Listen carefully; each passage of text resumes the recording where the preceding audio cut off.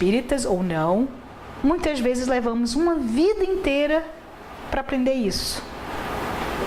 A lei de ação e reação, as leis naturais e encarnações, exato. E as consequências de todos os atos. Levamos a vida inteira para lembrar disso, entender isso. Então vamos discutir um pouquinho e saber essa questão do porquê que as pessoas cometem o suicídio, né?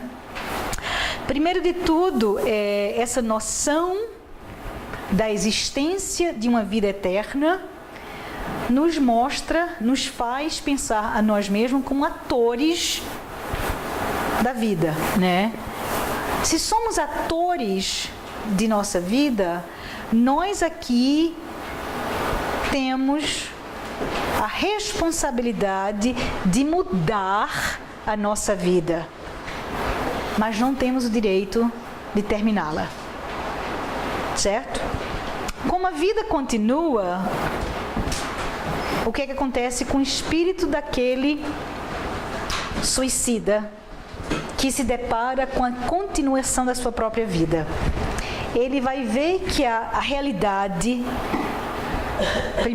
primeira consciência ao ato do suicida é que ele vê tudo o que deixou de cumprir por causa do seu ato, né? E o mesmo problema que levou a pessoa ao desespero cometer tal ato tão difícil, tão doloroso,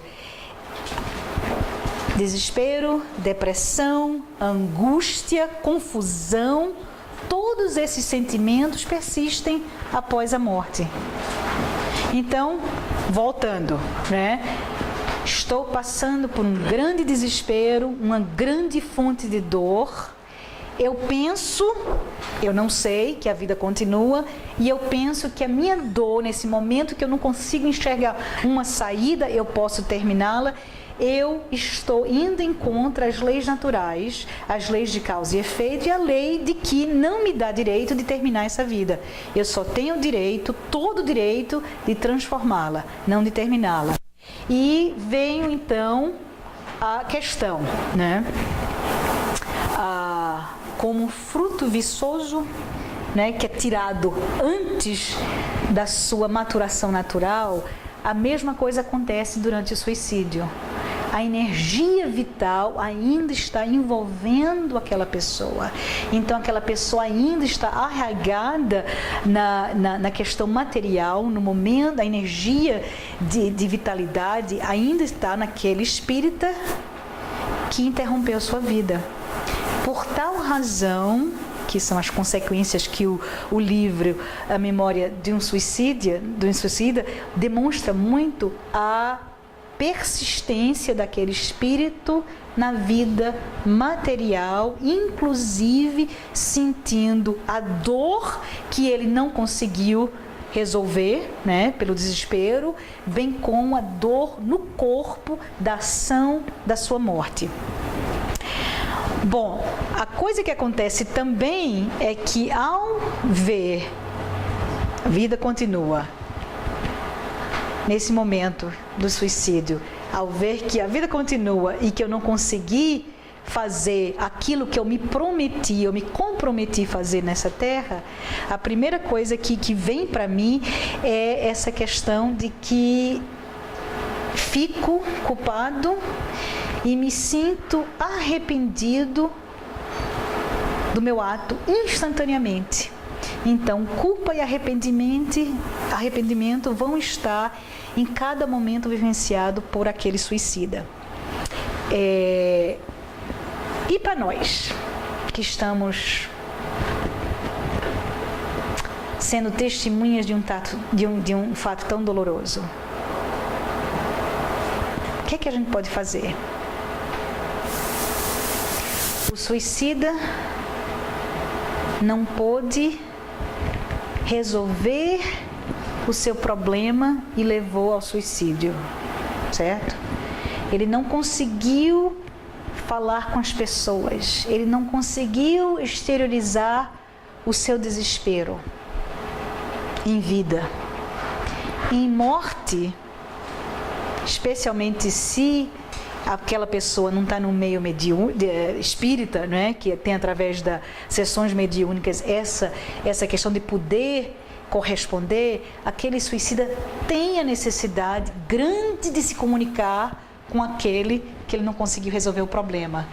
Então, para todos nós que conhecemos alguém, perto de nós ou não, que cometeu suicídio, a coisa que a gente mais precisa fazer é rezar por essa pessoa, é aceitar o ato que essa pessoa fez, muito importante, não condenar, não ter raiva, porque nós que ficamos por trás, muitos de nós ficamos extremamente raivosos, irados, inconformados pelo ato, principalmente se somos filhos de alguém e nos tornamos órfãos, se somos irmãos de alguém e sentimos toda a carga da ausência que permeia todos os anos, todos os dias do pai.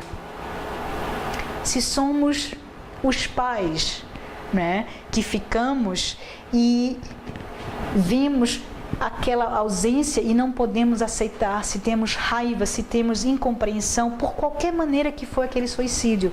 Então, para nós que ficamos aqui, né, é importantíssimo que aceitemos, que rezemos e que, se fosse possível, falemos sobre o assunto. Como é que é? Falar sobre o assunto. Fale alto, leia, reze, discuta, porque aquele espírito vai poder entender, escutar e começar a receber a nossa aceitação. No seu desespero que levou ao ato, ele precisa mais do que nunca o amor. Ele precisa mais do que nunca o conforto. Ele precisa mais do que nunca que nós possamos abraçá-lo energeticamente, espiritualmente. Filho, amigo, pai, quem quer que seja, entendemos a tua dor e estamos aqui rezando por ti.